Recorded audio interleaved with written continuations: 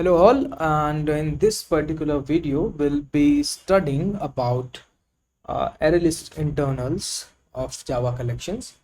And as we all know that ArrayList implements a list interface. And how do we create? Let's see. So something like this we can create, like list of string my list equal to new array list, and here you have to give the type. So observe here that we did not passed anything in the constructor, so it's a non-parameterized constructor which we have called. So we'll talk about the default capacity of array list later, but let's see that when this my list is referencing to object of array list on the heap memory, how does it gets created? Basically, what array list uses internally. Obviously, since this is an array list, we might have figured it out by name itself that it uses array. But here is the contradictory part, because array list is can grow in size, and array cannot grow in size. Like if you have initialized an array of 10, then you cannot later say that we want to insert 12 or 15 elements into it. But since I'm saying that uh, ArrayList uses array internally, how does it grow then, right? So we'll talk about all these things in detail, like how it grows internally. But let's first move on to that, what that array kind of looks like in this particular object. So we have something, statement in the code, transient object. This is, you can see that this is the array. The name of array is element data. Okay, so basically this is the array which is created. We'll talk about its default capacity and everything, but before that I'll be telling that here we did not use anything. We are not making it like access specifier I'm talking about. We are not making it private. I mean, as I'm talking about, we, like Java developers who have written the collection framework, they have not used it private because they want it to access from the nested classes. So the access specifier here is default. So this is the array which is being created, and what happens here, there is one more thing which is I mean something like an array of object which is empty. So why that is being used, I'll tell you. So here this is there is one more thing which you should remember: private static final object array of object type, and whose name is empty element data.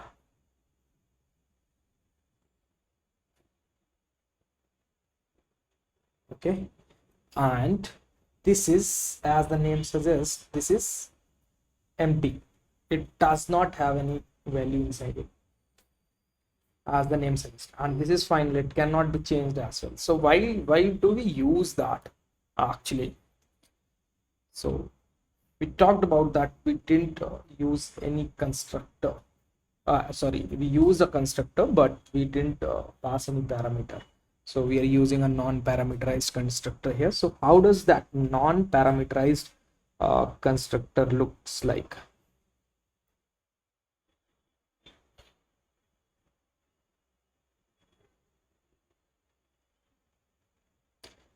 So this looks like something like this.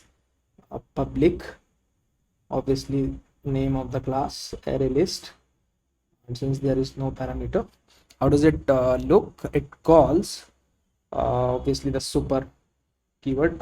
If you don't know about super keyword, you should know that why super keyword is used, and it should be the first method to be called from the constructor if you are calling super. It's nothing but to call the constructor of parent class. And now after this, the element data which we have written, that is being assigned to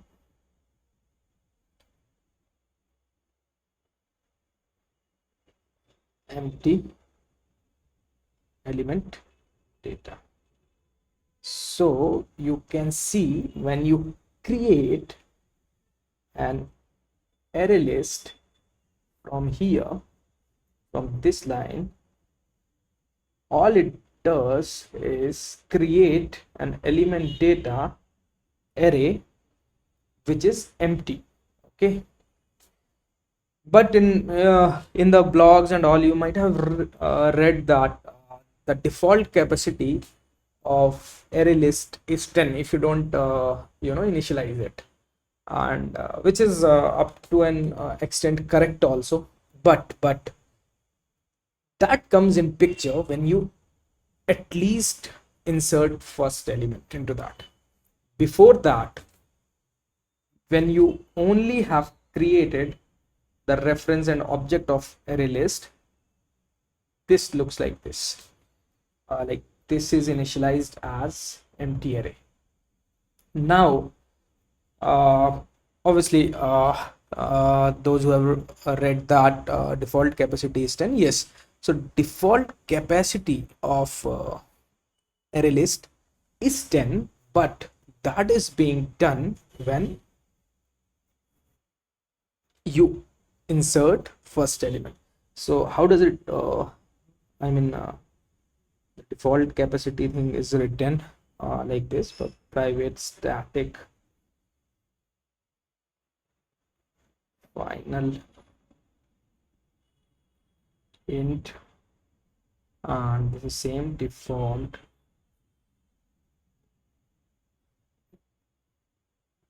capacity equal to 10.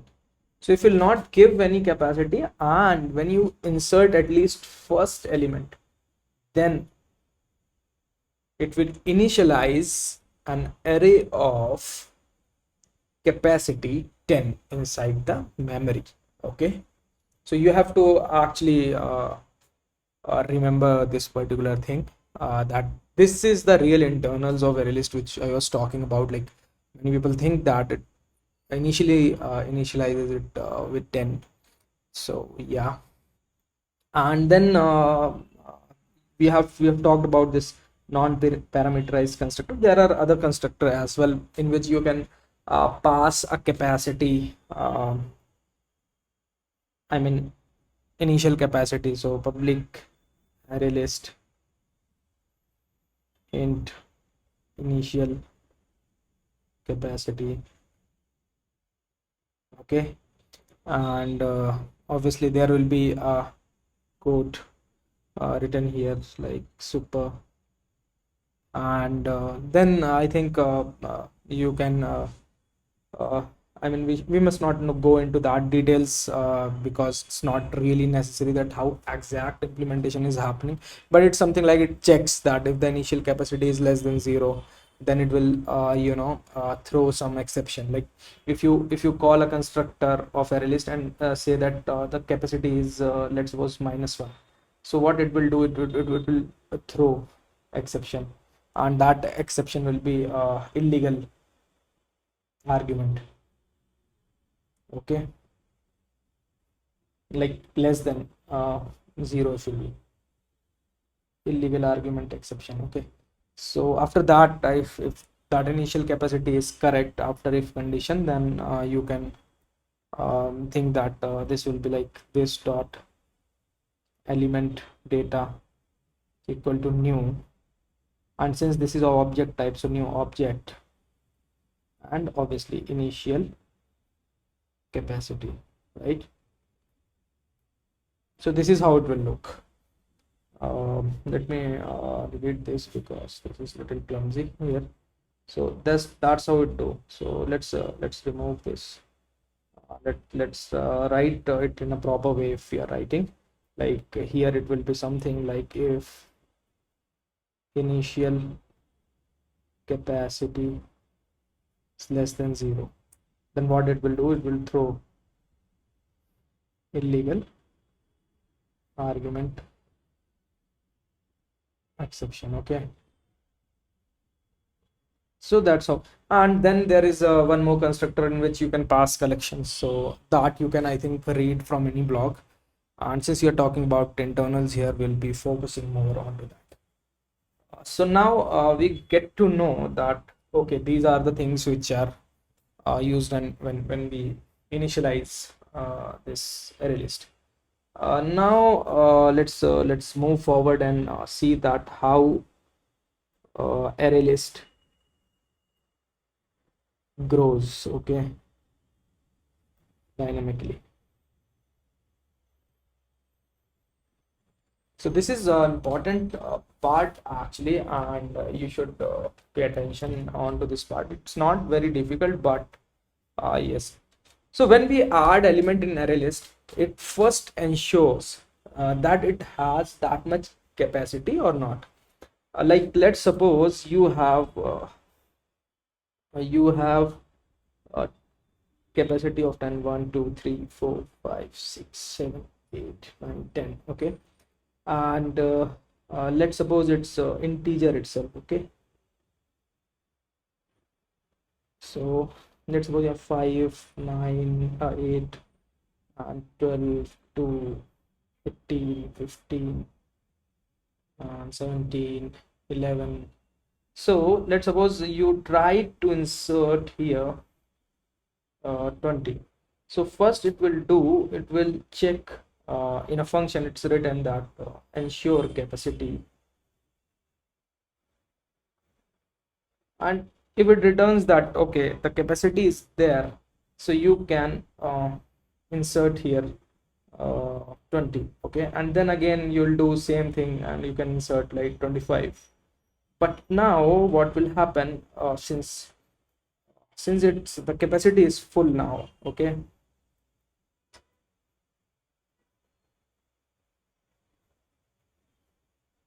so what it will do, if you don't have capacity to insert element into the array list, it will grow itself by 50% of its new capacity. Okay, so by 50% I say that okay, here if the capacity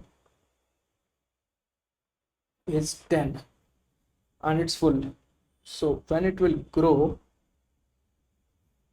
the new capacity of this array list will be equal to 50% more of old capacity. Okay,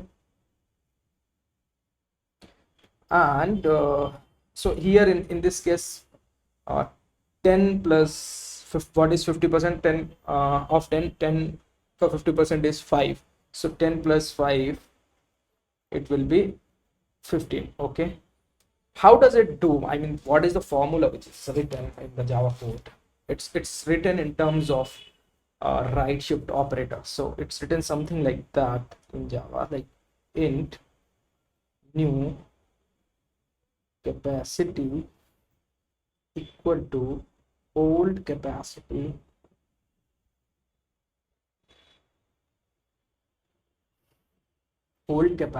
plus old capacity right shift 1. So that's how it's written actually, and you can mark this also. And now if you want to understand, which I obviously have explained in the hash map video also, like in that I have explained the left shift operator. So let's suppose there is 10, okay, older capacity. So let's uh, deep dive into right shift operator bit. So what happens here, your old capacity is 10, okay, so old capacity equal to 10. How will it be written in binary format? So there will be obviously the 0th bit will be 0, 2 ki power 0. The 2 ki power 1 bit will be 1 because we need a 2 here. 2 ki power 3, 2 ki power, sorry, 2 ki power 2 bit will be 0 because we don't want 5, we want 10, and 2 ki power 3 it's 8. So this bit will be 1. And if you'll see here, rest of the bits depends on the compiler where you're using 32, 64, so there will be that much bits on the left side, but we need to consider the bits on the right side here. So what will happen when you will right shift it by 1, so you will see that here this 1 will go here, this 0 will go here, this 1 will go there, and here from here the 0 will come here, and so on. So now if you'll see here what it will become after right shift operator. So this will become 0, this will become 1, this will become 0, and this will become 1, and rest all bits will be same. So what it became, so this expression is this, okay, and what it became, you can see 2 ki power 0 is 1, 2 ki power 2 ki power, sorry, 2 ki power 1, 2 ki power 2, 2 ki power 3. Now this is 4 and this is 1, so this will be becoming 5. Here we'll write 5. So now old capacity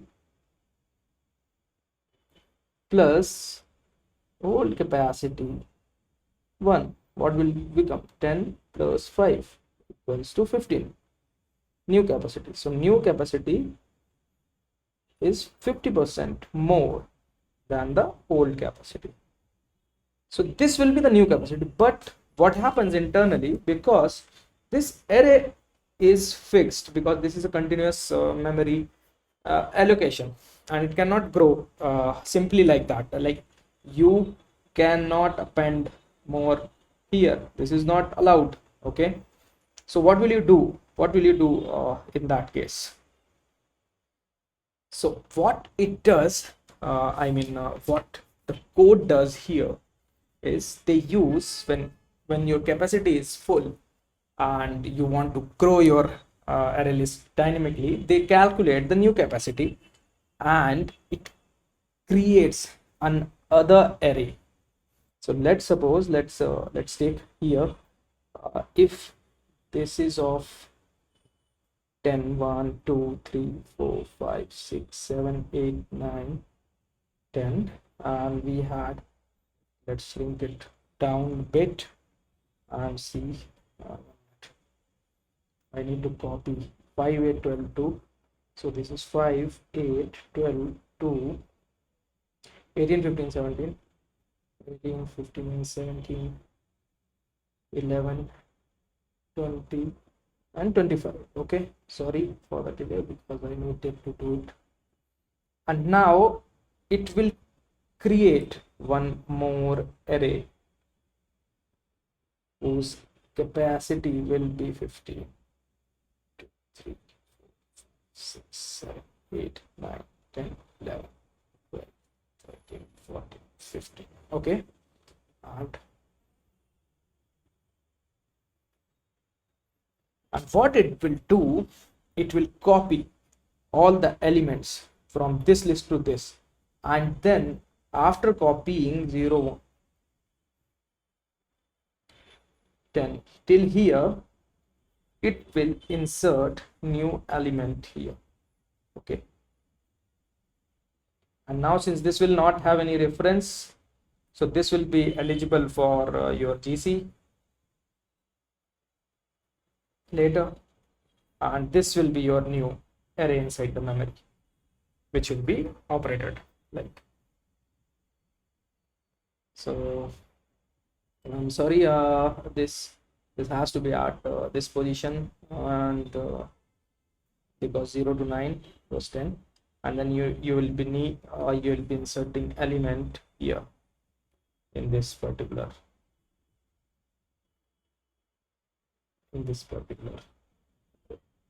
so that's how it works. And what method it uses? It uses arrays dot copy of arrays dot copy of.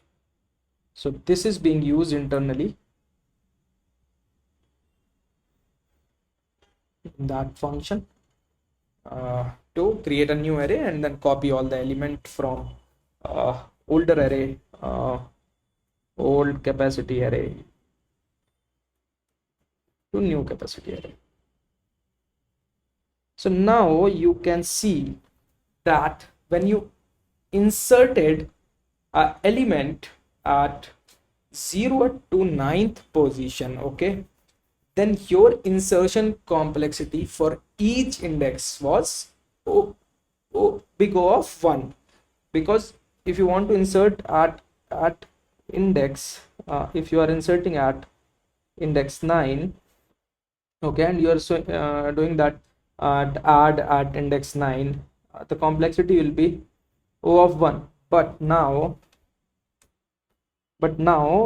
when for index 10, it has to regrow, and what it has to do, it has to create one more array and then copy elements from there to there. Okay, sorry, okay, you must avoid that indexing. And since you copied all those elements into this, now what will you do? There is a obviously cost associated with it, because you are doing a whole old array into a new array. So that complexity is called amortized complexity. It has to regrow, okay, and you have to copy from old to new, right? So that is being called amortized complexity. So if somebody asks you that what is the complexity of insertion and even removal from the array list, you need to tell this explanation that there is a amortized complexity involved as soon as we regrow the array at that particular index. So yeah, and similarly it will do a remove operation. So when you will do a remove operation in the array list, it will do the same kind of stuff. Like if you are removed from let's suppose if you have removed from a middle of this, so if your array is like this, okay, and it is filled, let's suppose, and you removed element from here, okay, or even you passed index to remove it, or you pass the object that is to be removed, it will iterate and remove that stuff. So here the gap will be created, right? Gap will be created. So what it has to do, it has to subsequently shift the elements which are present. So that also is being done using array copy method. So 1 minute. So here, if the gap is created, then it has to subsequently send the elements from the right side of the array list to your previous side. So how does it do it? Do I think like this: system dot array copy this is the method they use. And again, the element data array, that is the array which is being created, right? And then this is the index which you have given plus 1, because from there you need to shift. This is the source, and then this again you will give element data, because the destination list is same, which will do. And then the index position, this is the destination, this is the source actually.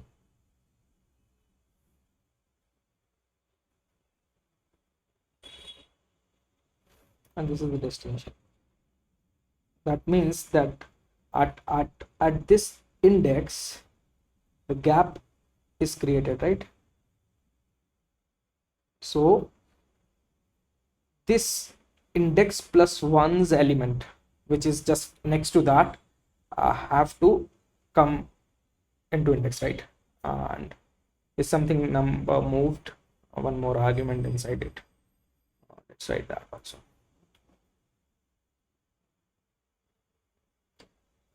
And here will be the right. So this is how even the remove operation happens. So if you are removing from the index, then also there is some kind of complexity involved, which is like moving all the elements from the right side of array list to the gap which is created. So let's suppose that if the element is removed from here itself, right, from the first position, then all these 1 2 3 4 5, all the elements which are there have to be shifted one position to left side. So that's how the operations happen internally. So it's completely wrong to say that it has only O of 1 complexity.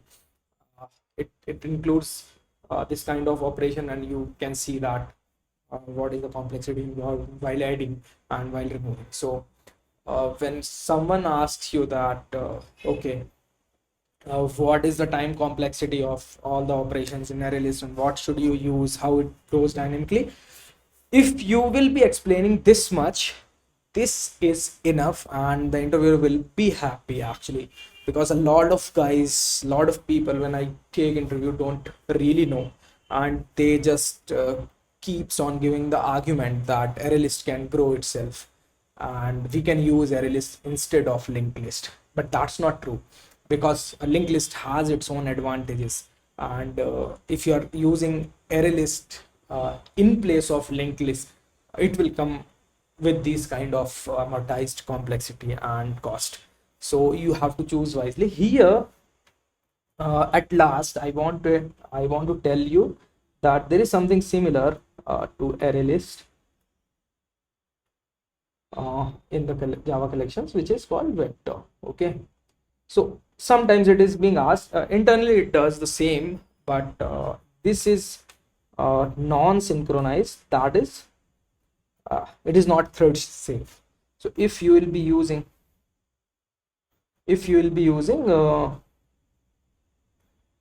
multi-threaded environment, I am very confused in this.